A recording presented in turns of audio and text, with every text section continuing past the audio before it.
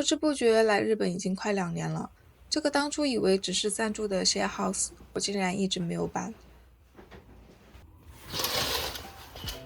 可能是因为窗前的这条河吧，每天看着水面的光在变，就觉得还行，还能再住一阵。今天看着河水阴森森的，4月的日本过了樱花季之后，大概是1年里最尴尬的时候，基本上每天阴着或下雨，绿叶也还没有长出来，整个城市灰蒙蒙的。大家只看到樱花季的日本，但这个才是真实的日常的日本。每天早上8点多，楼下就会有一个日本阿姨呼唤着小猫咪给它们喂食，傍晚则是一个老大爷喊着咪咪咪咪。我第一次听到的时候，还以为是什么奇怪的人。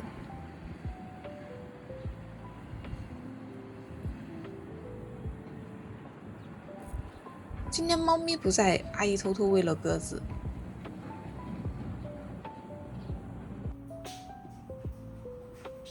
Share house 是对外国人很友好的选择，比如洗漱间是公共的，但洗衣机、烘干机都有，房间里的床、冰箱也是配好的。别小看这一点，如果你在日本租普通公寓，房间里基本什么都没有，一切从零开始，而且还要交中介费、礼金。最让我不理解的就是这个礼金，意思是感谢房东把房子租给我，通常是1个月的租金。但是不应该是房东感谢我租了他的房子吗？这个逻辑我到现在也没想通。厕所也是公共的，每次去要再换一次鞋。说实话，有洁癖的人可能受不了，但我比较粗糙，所以还行。好处是水费全包，电费也很少。住满3个月之后，不想住了，提前1个月说一声就行。在日本租房，动不动就要签1-2年的合同。share house 这种灵活度，对我这种不确定自己会待多久的人来说，确实很方便。以前想的是先随便住一下，找到工作大概就要搬走了。没想到来了之后，只当了一段时间的英文导游，最终也没有认真去找工作，大部分时间都在玩。说出来好像有一点不太好意思，但这确实是事实。准备下楼做个早饭。今天是星期五，这个点大家基本都去上班了。果然客厅没人，厨房的厨具也是公用的，这也是 share house 的一部分。你的生活总会和别人交叉着。今天准备做个台湾手抓饼。日本没有专门吃早饭的店，大家平时也就是一个饭团、一个面包结束了。在中国，光早餐的选择就可以列出一整页，这大概是我最想念国内的事情之一。等我回国了，一定拍给你们看。手抓饼很简单，锅里热一下就行了。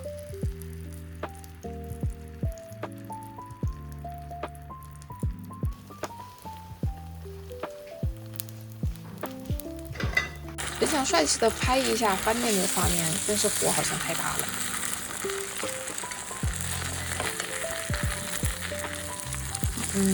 就这样吧。再加上泰国的酸辣酱，不错不错。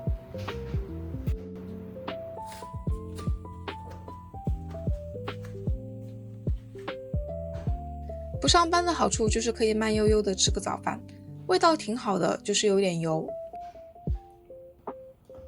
吃完了自己要把锅碗瓢盆洗干净。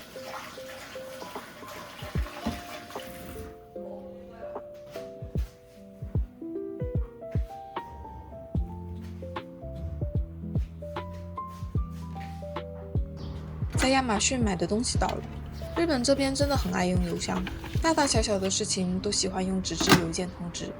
如果出去旅游一趟回来，邮箱塞得满满的，很容易错过重要的政府信件。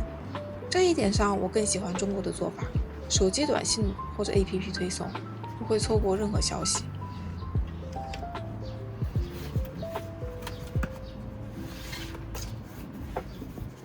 今年到的是一瓶脱发洗发水。很奇怪，我在日本掉头发特别严重。我看到网上也有其他人有同样的反馈，不知道是水质还是什么原因。花了大价钱买了这个，希望有用吧。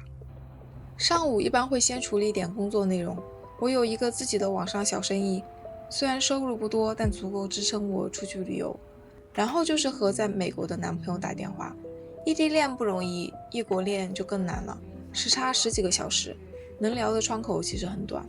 我们是在日本认识的，这也算我在日本的收获之一吧。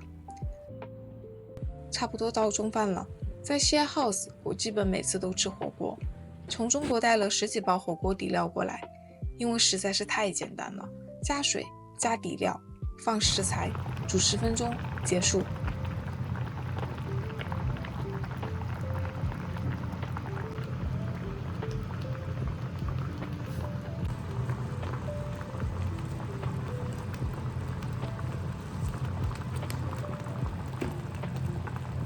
看看是不是还不错？一边吃一边和男朋友看动漫，到1、2点的时候，他那边10点多了，准备去睡觉。挂掉电话之后，我会去露台待一会儿。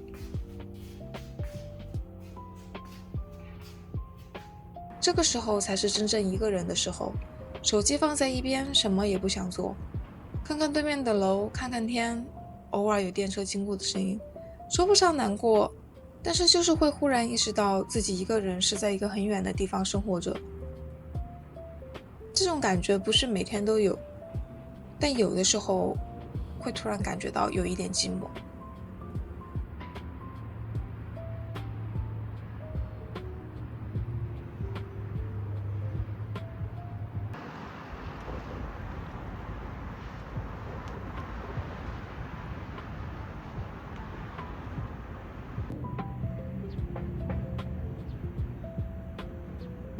下午准备在晚上聚会前做一些馒头，这些是我未来1周的早饭。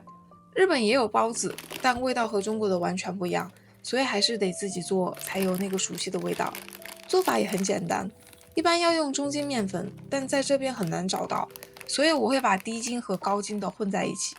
一般来说应该用秤称一下，但我比较懒，差不多就行了。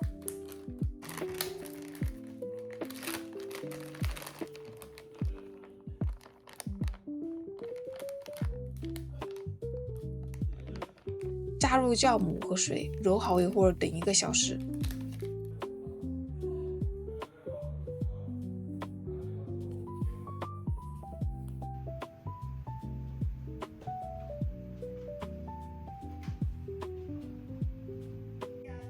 然后分成大小差不多的样子，排一下气泡。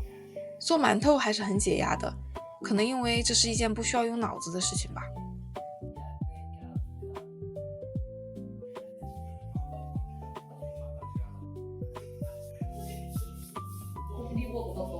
再醒半小时左右就可以蒸了，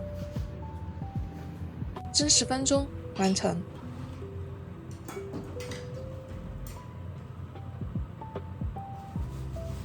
打包好放好冷库，早上微波炉热几分钟就可以了。等我下楼的时候，大家已经准备开始晚上的章鱼丸子派对了。这一大锅都是做章鱼丸子的面糊。每年4月都会有很多新人搬进来，很多人搬走，因为4月是毕业生进入公司的时候，也是大家换工作的节点，所以 share house 的人总是在变。大型一点的 share house 还会有公共区域可以社交，比如今天这种欢迎新住户的聚会，大家一边自己动手做章鱼丸子，一边闲聊。这和中国的聚会其实有点像，不过中国大部分是火锅派对。2种形式的共同点是花费低，能一起动手做，然后也基本符合每个人的口味。不同的地方在于日本人聚会特别喜欢喝酒，每次都会有几个人喝高了，而我的中国朋友们聚会现在其实已经很少喝酒了。在这里他们也会尽量记住大家的生日，今天正好是一个男生的生日，大家给他准备了一个小蛋糕。现在很热闹，每个人都聊着热火朝天，但有意思是第2天在走廊上碰到，大家又会像陌生人一样礼貌而克制地打个招呼而已，好像昨晚的一切都没有发生过。在日本交朋友真的不容易，大家都很有礼貌，但礼貌本身有时候就是一种距离。不过话说回来，这个 share house 虽然空间小，隐私有限，但它至少给了你个机会，在一个陌生的国家里，不至于完全是一个人。我想这就是我为什么一直没有搬走的原因吧。